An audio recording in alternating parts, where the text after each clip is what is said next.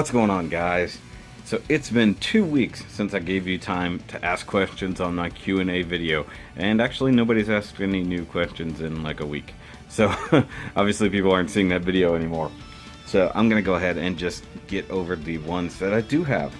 And yeah, I'm sorry, Soyton.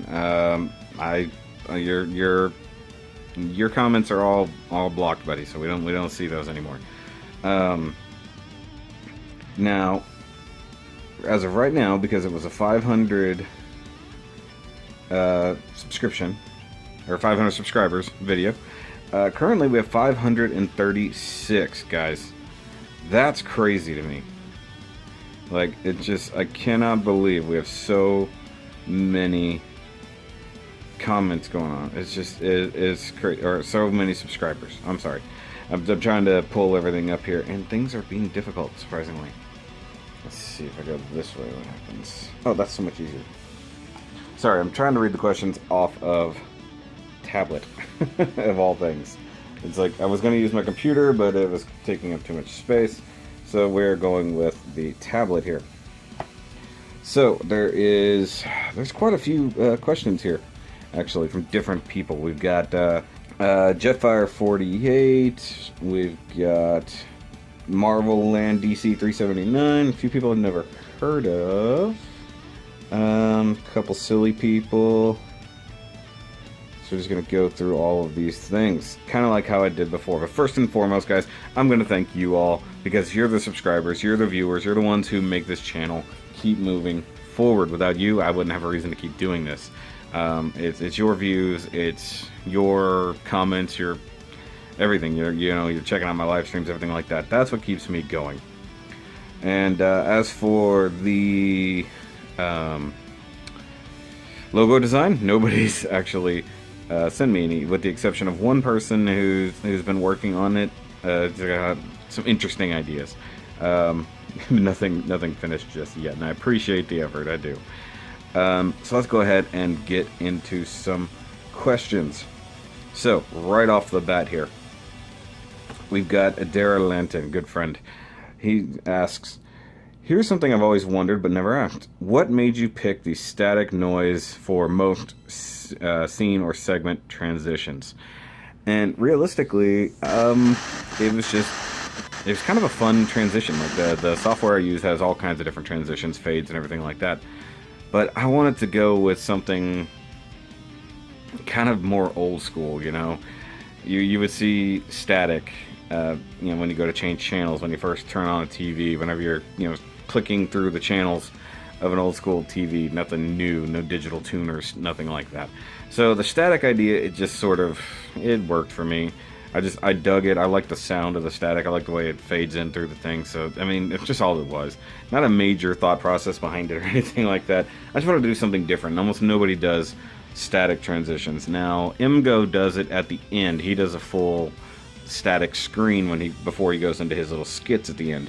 That may or may not have been an influence. I don't know. I watch him go all the time. It is what it is. Definitely not copying him by any means. I dig it. And believe me, whenever I had a few screw-ups early on where the static noise didn't line up properly or things like that, or I forgot my scene transitions before I really got better at editing, it annoys me. It really does. But I really do just like the static transitions, and it's just kind of a thing to make my channel just slightly different. And of course, for Power Ranger stuff, I have the lightning bolt sound to come down and flash in between. I didn't want to completely rip off their transitions. And then of course, for Transformer transitions, you do actually get the sound, or actually the scene transitions, and I had to kind of make it up myself just a little bit. I didn't want to steal the actual video. And then for Nintendo, we use the pixelated transition along with the down tube noise, or even some coin sound, or some was it dungeon noise, whatever I use for The Legend of Zelda, stuff like that. I don't really do anything for the Gundam transitions. There's no set sound for that. But I tried to pick transition sounds and things that would actually be interesting, not just a quick little blip. Like a lot of people will just cut directly to the next thing without a transition. Oops, I bumped the table. So I just wanted to have something, But thank you for the question there. That was actually a good one. Let's see, who else here? Jetfire48. There's a couple questions here, so let's see here. How do I feel about the mecha genre outside of Gundam, with it shrinking and it being about selling rather than story quality? I don't know.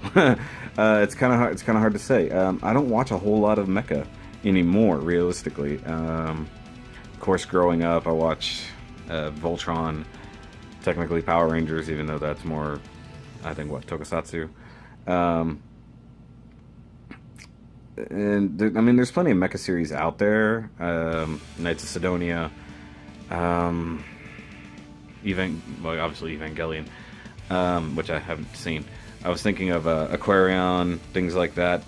I guess shrinking, you can say that. I mean, if I don't know enough about it, I can't really answer the question, so just do what I can.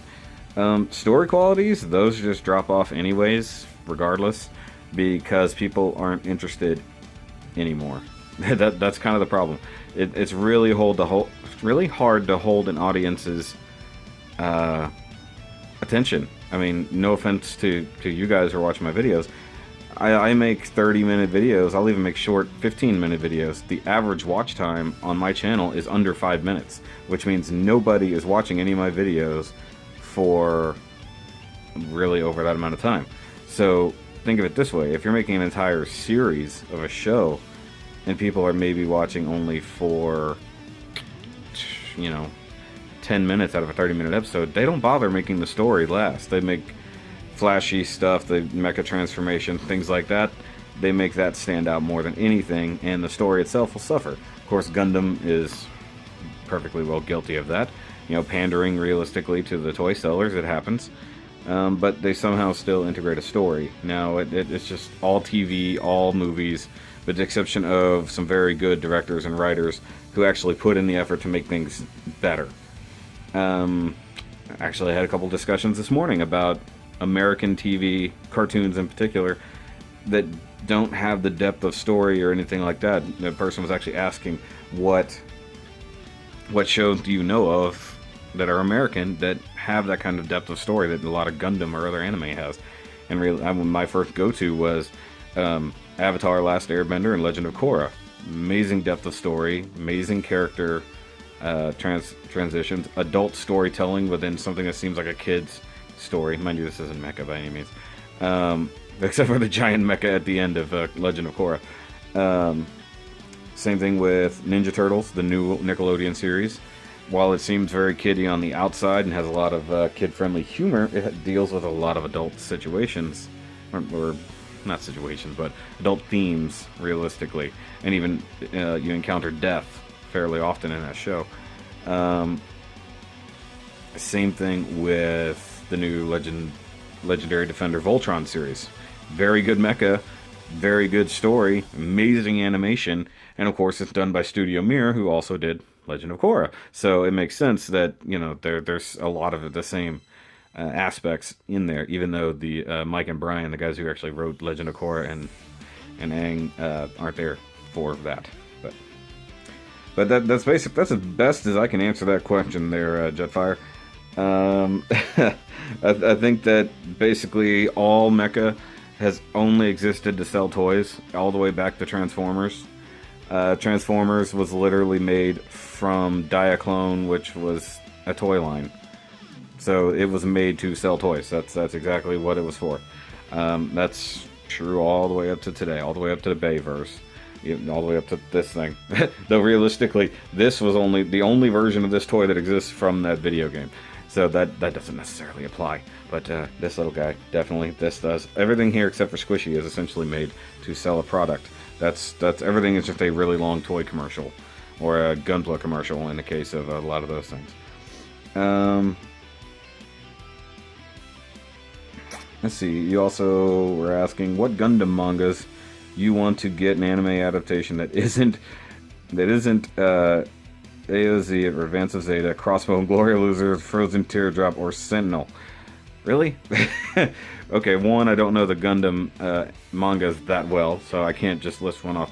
Though I would love to see both of the 00 side stories and also the Build Fighters Amazing whatever, the Meijin story, where he's done everything all the way back from when he was a kid. I would love to see those get an OVA. I think those would all be really great, because I love Build Fighters, I love 00.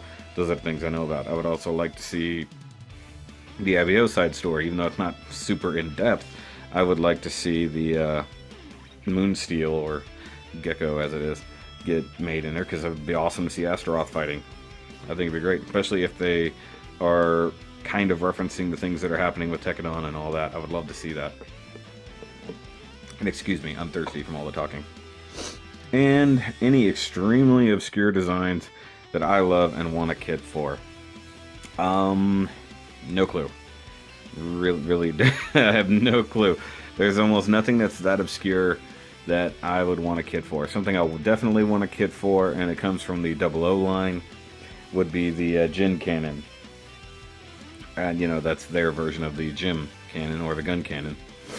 And it never existed. There's never been a kit for it. It's never seen on screen, never even referenced, except for the fact that that's what the cannon side of the oops, yeah, I hit buttons. That's what the cannon side of the Reborn's cannon is, and I would love to have that, because we get the 1.5 Gundam, but we never get that. There's actually quite a few 00 designs from the manga and other side stories that never got made into kits, and I would love to see those. The Raphael Dominions would be really great. I would love an actual kit for the Cerevi 2 that actually would transform into Cerevi properly, instead of just the backpack that we get with the normal Raphael. I would love that. Anything else, like, realistically? Because I don't know enough Gundam history. I mean, only back to the suits that I know since Gundam Wing, realistically. I don't know the old ones, so, I mean, those are just the things I would like to see. Because everything else kind of gets made. It seems like. I'm sure there's all kinds of other ones that are really obscure, and, you know, just, I don't know. That's just the answer. I know what I know, and the things that I know of, sure, I'd love to see that. I'd love to see some master grades for all the grunt suits, stuff like that from Gundam Wing. I think that would be great. I think they also need an upgraded HG, any of those. The Gundam Wing needs a lot of upgrades, and they should redo that. So that's about as good as an answer as I can give for that one, Jetfire. Thanks for your questions, I appreciate it. Thanks, Steel Angel John, for congrats on the 500. Thanks to Rakondil. Thanks, Joel, also. Don't know why you're not asking questions, but hey, it is what it is. Okay, Marvel and DC 379. You were asking what got me into collecting. And realistically, what are you asking about? Because I've collected things forever. Collecting is all based on a hobby. If there's a hobby that actually entails something physical, then yeah, it's gonna end up that you're gonna buy that thing. I mean, I collected toy cars, collected Transformers, all kinds of stuff when I was a kid, because that's what you do. And even though it's not really considered collecting back then, the Power Rangers things, if you looked at any of my deluxe Power Rangers reviews that I've had since I was a kid, I was collecting. I didn't really collect anything else from a young age. The toys and stuff that I collect now, that's just the big kid in me, more or less. The Nintendo line, that started out with just the 8-bits I saw and has just exploded from there. The Legacy line, which you guys haven't seen this yet, it's coming, I promise. The Legacy line with Power Rangers, that just, you know, that feeds off of the classic love of that. Transformers, classic love, plus the amazing stuff that's coming out now. Gunpla, that's because it's a thing you can build and it's still cool. It's not a stagnant thing. You can still mess with it. You can play with it. That's fun. So that's where all that comes from. The need to store and hold on to things is such a weird aspect that pretty much only humans have. The fact that most of what I have is crammed into this tiny room here is pretty ridiculous. I mean, I've got artwork on the walls, stuff like that. And we're not going to do a room tour at this particular moment. Because it's a horrible mess in here right now. I'm still in the means of cleaning up my room, but I'll definitely show it off. I have a lot more artwork I need to hang up and stuff like that I need to organize before I do a new room tour, guys. So sorry it won't be in this video. I apologize. So yeah, I mean, just the need to have something and to know that there's multiples of those things, that's how you end up getting into collecting. That's just where it starts. It's not like anybody in my family, or anybody directly in my family, was into collecting anything. My dad didn't really collect much. He read a lot of books. My mom, not really, didn't really collect things except for music, stuff like that, you know, old records, same concept, same thing. CDs, I used to have a buttload of CDs. I got rid of quite a few years ago, because, you know, don't really need CDs anymore, do you? But yeah, that's about it there. And what are some of my favorite figures in any toy line? This. So the Planet X toy line, this guy right here is just amazing, absolutely amazing. The Prime, also from the Planet X toy line, is just fantastic. You guys know I love that thing. Mind you, I can only talk about some of the stuff that I know. Funko Pops, just stuff that I have. I don't know what my favorite one would be. I'm inclined to say the TARDIS, if you guys go back and watch that, because the TARDIS is a big bulky thing, plus it interacts with other stuff. That or the Naruto Pops, because those are really awesome too. Other favorite toys out of the Legacy line, of the ones that I've got, I love the Ninja Megazord the most, but the Dragon Zord is right behind that, because the Dragon Zord is awesome. Go watch that video. Anything I talk about that that you haven't seen before, I'll link in the description down below. I'll link to all of these reviews in the description down below as well. Wally is, of course, my favorite of the Pixar line. I really would love a, I think that's the clean Wally. I need the dirty Wally. That sounds weird, dirty Wally. But I can't find that little Pixar line anymore. Those are discontinued. In my world of Nintendo stuff, Squishy is definitely at the top of my favorites. That's why he became a mascot. But the 8-bit Marios are definitely at the top of my list there, along with, oh, what is it?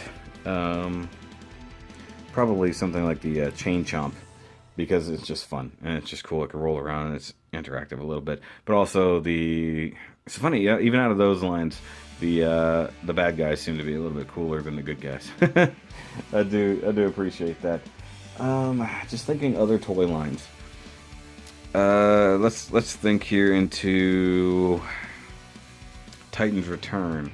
Now, mind you, I don't have any of them yet, but I've watched plenty of reviews. I know people who have them. There's a couple of Titan's Return Deluxes that I really do like, and I'm trying to get a hold of a Hot Rod, because I really like that design. And I really want to get the Takara version as well, because I want to show off the differences there. Plus, he comes with the Target Master, which is new. What else?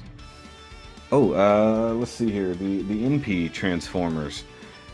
I think the best one I've got that I can say would be my favorite would be, I only have a couple. But the best ones that I've come across, Prime is awesome. MP10 Prime is always a go-to. But if I had to guess, I'm going to say I'm going to really like the Masterpiece Primal. I really can't wait to get that in my hands. I wish I had more toys. You know, models is what I have more than anything around here, guys. The few toys I do are big and ginormous like these guys. I need to get into other toy reviewing, guys. I'm sorry that I don't do more of that, but it's just what I have versus what I can buy. And what I can buy is fairly limited right now. But I did like, and this is kind of going way back, I loved the little flip head changing Power Rangers back in the day. I thought that was fun. I had most of them. I don't think I ever had the Red Ranger. I know I had yellow, blue, pink, and green. I don't think I ever had a Black Ranger or a Red Ranger, but I know I had those. Those were a lot of fun back in the day. I'm surprised they've never really come back to those. Just favorite toys on a different line. It's hard to say, because I don't do enough with toys, realistically. I'm drawing a blank here. The Robot Damashis. I really love the Robot Damashi Sananju. So we're going Gundam and toy. I really like that. A buddy of mine he collects those more than he collects actual Gunpla. And I played with a few of those. Those are really, really fun. I don't think I have much else. Oh, I think probably, I wish I still had this thing. I sold it to a friend of mine, which might result in me getting it back to review, now that I've just thought about it. The original Deluxe Turbo Megazord was one of my favorites because it was toy cars and it became a Megazord. I had so much fun with that. If I can get it back, if it didn't go very far past the person I sold it to, maybe I can get it back just for reviewing. I'll show it off because I really did love that thing. Okay, but that's enough of the talking about those toys. Sorry. I appreciate the question there, Marveland. I'm just calling you Marveland. Marveland DC. Okay, let's see here. And Frankenstein Mustard said some awesome stuff. Thank you for all your lovely compliments. And yeah, realistically, January is when I hit 100. So by not even the middle of April, I hit 500. So that's 400 subscribers in not even 4 months. That's massive growth, and I appreciate that, guys. And that's so great. Now he's asking, because I'm kind of all over the place. I'm all over the place with my nerddoms. What factors go into deciding what I review? Money. Goes straight up, just like any reviewer. Money. Well, any beginning reviewer, I should say. The things I can afford versus the things I want to have. This guy, I had to have, so I made sure I could afford him. However, that meant putting off other things. Little things like Gunpla that maybe $12, $15 here and there. Those I can have all the time. Plus, I decide which ones I like, which ones I don't like. New ones to keep the channel fresh and show off people what's new. That makes a big decision. Things like little Wally right there. I just saw it, had to have it. He, of course, became my desk mascot because of that. Same thing with... Oh, I didn't realize I've got other nerdy stuff just sitting here.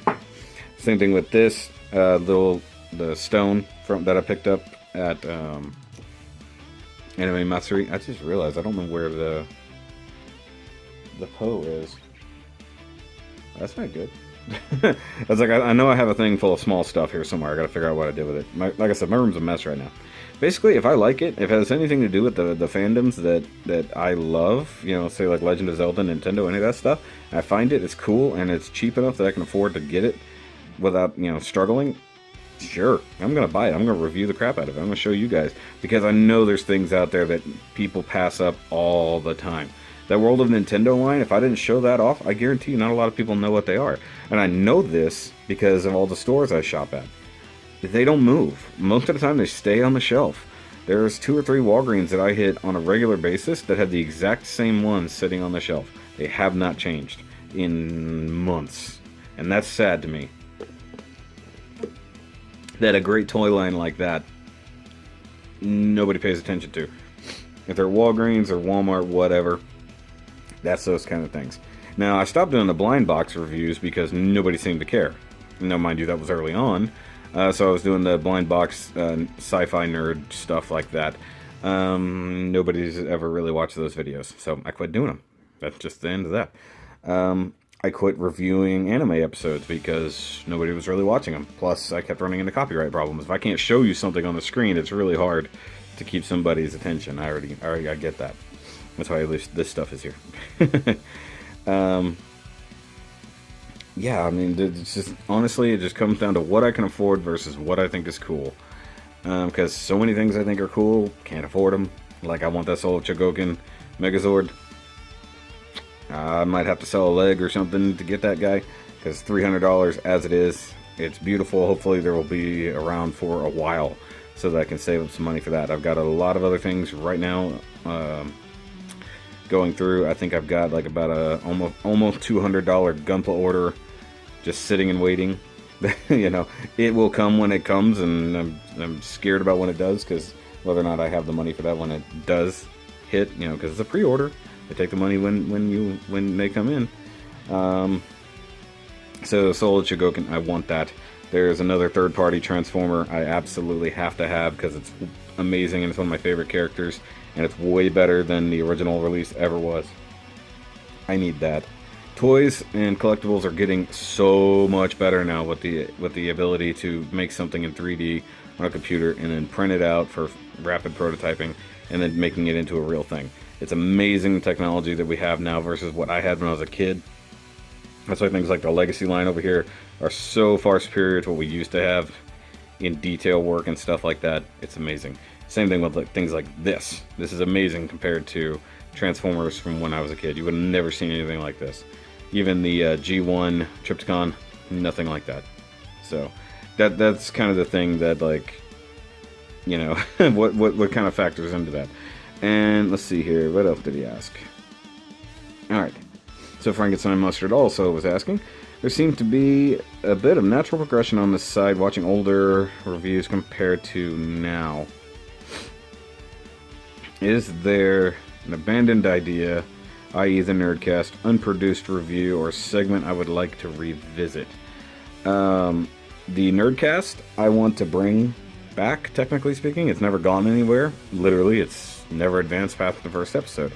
The main problem with the Nerdcast is getting the cast part together. Getting people to come on. Everybody's schedule is different. I have a very open schedule due to my job, so that's why I can do the things I've done. This is, in fact, the third review I filmed just today. And I only have a little bit more time to actually film before I have to stop and take care of the rest of life. But the Nerdcast, I absolutely want to bring back. I need to get more people who want to come in and talk. And if I can do it in person, make life a little bit easier, eliminate the internet aspect of it, then that would be even better. I have plenty of nerdy friends, but once again, it comes down to scheduling. I would love to do the Shoky After Dark segments. I just haven't determined how to do that. And those would be the slightly more adult-themed segments where we play like Cards Against Humanity and stuff like that, which are not for everybody. But it's a lot of fun to watch. We have a lot of fun playing the game. Just actually filming it to a degree that it's entertaining to watch, and also retains some anonymity for me and my friends who don't want to be on camera.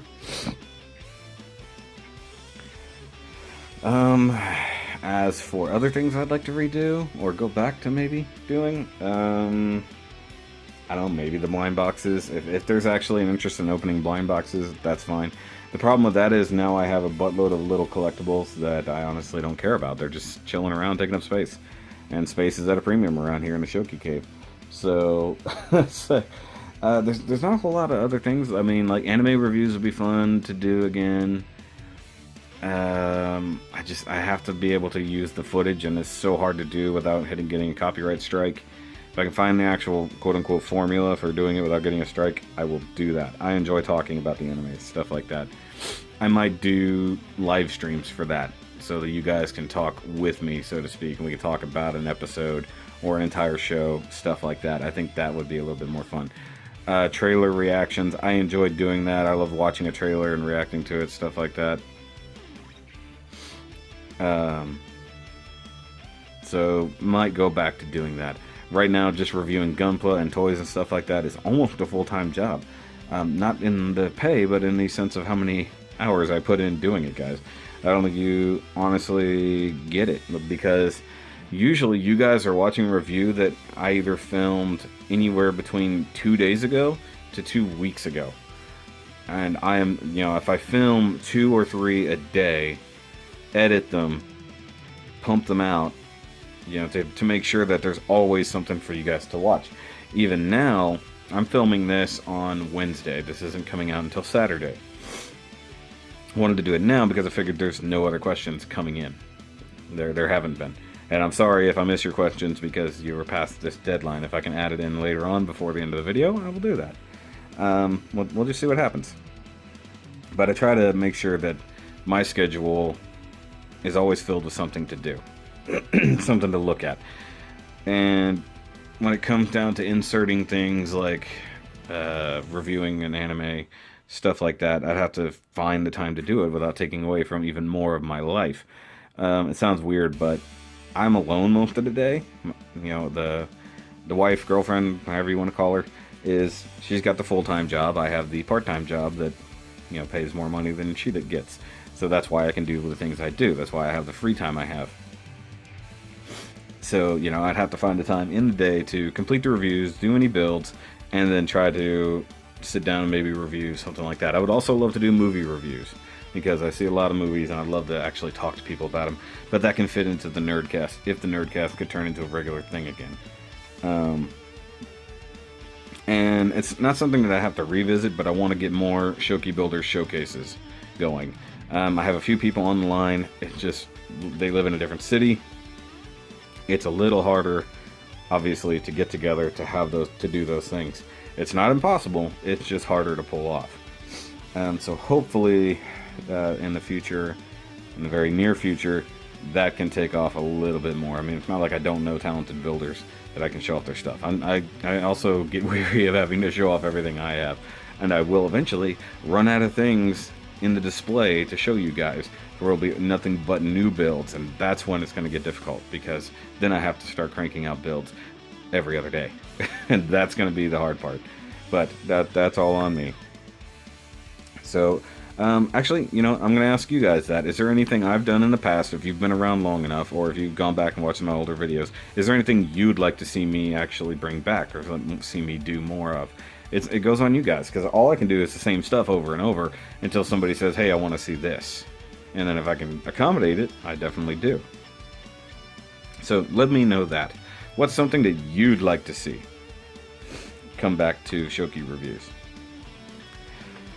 Now, Bend Over wants to know, can I show us, or show you guys my mirror?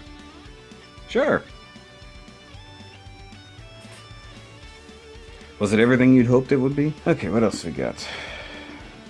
So I guess Scott Hughes on the Facebook page actually asked another question, and he was asking, how do you explain Gundam, or I guess Gunpla, to people who have no idea what it is?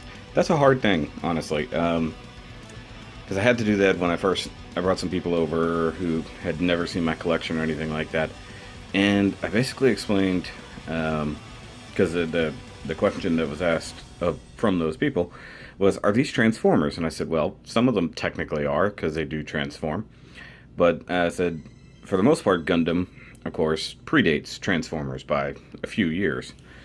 And, you know, realistically, a lot of the big mecha animes, with the exception of, was it Mazen Kaiser and something else, were all, you know, Gundam was kind of one of the things that really spurred on the giant mecha concept, you know. I said that's what these are. You know, they are from cartoons, TV shows, anime, whatever you want to say. And that's where they came from. You know, same thing like Transformers comes from a cartoon, comes from a comic book, whatever. You know, that's where these come from. They just happen to predate Transformers in their concept. So that's how I kind of explained it to new people. So really, really kind of easy. Okay, let's see what other questions we've got here. I'm going to ignore most of Joel Schumacher's questions, as that is not the actual Joel Schumacher. Did I see Batman Forever? I have seen Batman Forever. Did I like it? It was okay. It was not nearly as good as the original Batman movies. You did not do a good job directing. Period. Okay, moving on. Okay, Strum 13, my French subscriber. Okay, I know that you're doing no paint, but why do you never top coat your Gunplas to get rid of the toy-like feeling and protect the few paint jobs you've done and your dry transfers? Okay, now technically speaking, I answered this, but we're ignoring that fact. So, most of the time, it's because I don't, or why I don't top coat, is because I don't mind the quote-unquote toy-like feel. I mean, you're looking at Floros here. It doesn't look that toy-like. I mean, the finish on it's actually fairly matte as it is. It's not perfect. It's not super glossy. Now, the paint I did here is, and I know a lot of people do top coat right off the top. I don't see the need to do it all the time, unless I do a full paint job, like when I my custom grays. Even though I didn't top coat, did I top coat it? It's been a while. I have to go back and look at my build video. I may have top coated it, I think. I also top coated the Grimgard. I did it because I really, really liked that suit and I wanted it to look about as good as it could. I did a semi-gloss top coat on the bare plastic and over the hand-painted parts. And the swords that I actually did paint, I wanted those to all be top coated. Now, a lot of things, like I'm not just going to go ahead and top coat Floros here. Just not going to do it. I top coated the 21st Century type. I really did not like how that kit came out. If it wasn't a premium kit, I would definitely try to buy another one to redo it, because I could redo the water slides better and untop coat it, because I do not like the flat coat I put on it at all. It's one of my least favorite builds, and that comes down to me screwing it up. It's a great kit otherwise. But yeah, I mean, most of the time I don't feel the kit's needed. That's just the only reason I don't do it. Plus, spray painting, top coating stuff around here is not easy. This Texas, it's either incredibly humid or it's too hot. And the paint will dry too quickly or it won't dry enough because it's super humid. Like right now, it's incredibly humid outside. It's like 90% humidity. No way I'm going to spray paint anything out there today, even though there's things I would like to be painting. Yeah, that's all it is. Sometimes it's laziness. Sometimes I just don't care. I don't want it to actually look that way. And I actually forgot that I painted the tips of these guns. It's really hard to see there. Okay, moving down. Let's see here. We've got Steffi. What's my favorite petite guy? Really? Really? That you had all the questions in the world and you went with what is my favorite petite guy? The Black Cat. I think that's the coolest looking one. Now, if I had the TriStar version of the black TriStar one, or the like Neon 3000 petite guy, or the 711 petite guys, those would probably be at the top because they have extra details, cool color schemes, stuff like that. That's why those would be on top. Okay, what is my favorite? Okay, hold on. Favorite Federation grunt suit? If I can't answer that, take this question. Was the best MG you built? I'm not going to talk about that again because I've mentioned that God knows how many times in the thing. Favorite Federation grunt suit? I don't really have one. I'm not gonna lie. Gun tank. Jesta is pretty awesome. Not gonna lie. Though I think I've answered these questions in a live stream anyways. So your questions are null and void. You're fired, Steffi. You're fired from being 14 in German. Okay, where do we go here? Reese asked 2 semi-pointless questions, not to be rude. I did even say if you wanted to ask something new, I'll give you a chance. Same thing with Danny Lee, asked the same question, more or less. So, would I ever stream the build of a perfect grade or a real grade? One, I don't dig real grades, so, I mean, if I had it, sure, I'd probably stream it. PG, I would definitely stream a PG if and when I get one. There's a couple PGs I'd like to have. I don't have them. You know, once again, money. But I would probably stream the good bit of the PG build, a little difficult because it is really, really big. And what did I think of the IBO kits? That's a silly question because that's a third of my Gunpla reviews. I will refer anyone to all of my IBO Season 1 and Season 2 kit reviews if you want to know what I thought of them. That was a silly question, sir.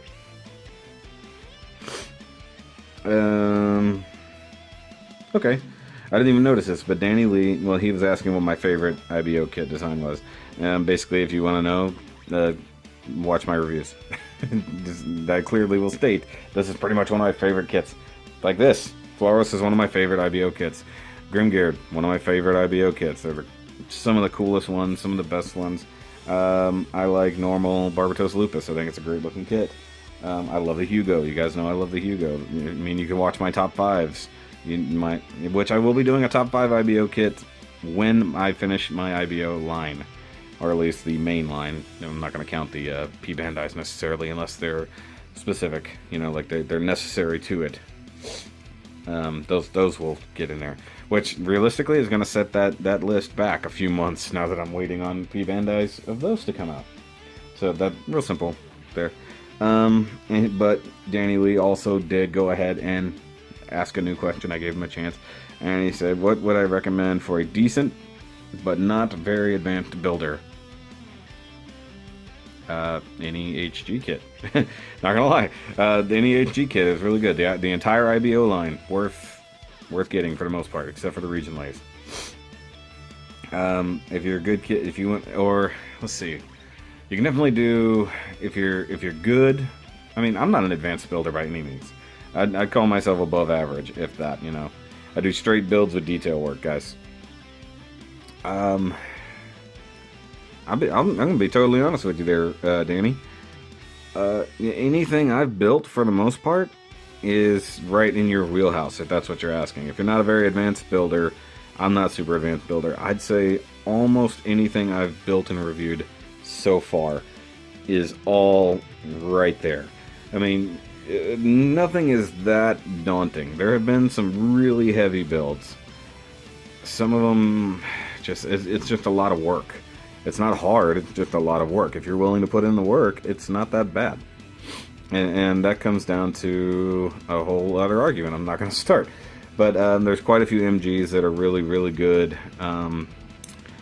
Get you any of the 2.0 or higher RX-78s. If you're decent but advanced, or I'm sorry, decent but not advanced, get anything that's based off the Revive RX-78, because that's an amazing kit. Get the Origin kits. The Origin HG kits are all great. They're all amazing. You don't have to be super advanced to do it. You just have to really like doing stickers. They don't take a ton of work.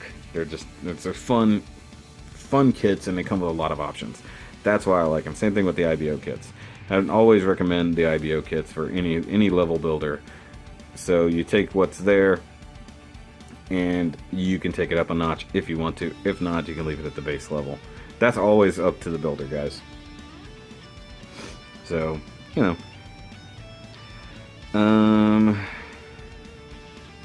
Sorry, there's a lot of questions right here. there's a whole lot of interaction here. It's pretty much the last question, guys. It's from Flame. He's a new subscriber, but I've seen you around on Dan's channel, stuff like that. Was asking which Gundam would I, or Gunpla, I would assume you're asking, recommend to beginners. Steffi decided to go ahead and answer the question as well. Well, this for sure. Like the RX-78 Revive is an amazing starter kit. It's very easy, and a very good little kit. If you're brand new to the game, that's a great place to start. Another good place, if you want to go master grade, good place to start would be the Strike Gundam Remastered, Isle Strike Remastered, whatever. It's not super complicated, but it's a great kit to start. It's a great MG. It's good, really good place to start. Also, the 2.0 RX-78 or 3.0 is actually really advanced, so I wouldn't say start there. 2.0 is a very good one to start at. The Age 1 Master Grade, also a very good place to start at. Any of the SD kits, all really super easy. But I mean, if you're a beginner and you want to go there, the best gateway, period, is the little petite guys. They'd be petite guys. They're one of the easiest builds you'll ever find, and you can build tons of them. You can customize them however you want to do it, and then when you're feeling a little bit better about yourself, go up to the actual Bear Guide. Bear Guide is an amazing build. It's a really good. It's almost a master grade build in an HG. It's amazing. It's really good for beginners. I would definitely say start there. Also, pick up one of the early IBO kits. They're really easy to work on. And let's see, what else did you ask? Oh, okay. Question about me, not just asking a question. When did I get into Gunpla building?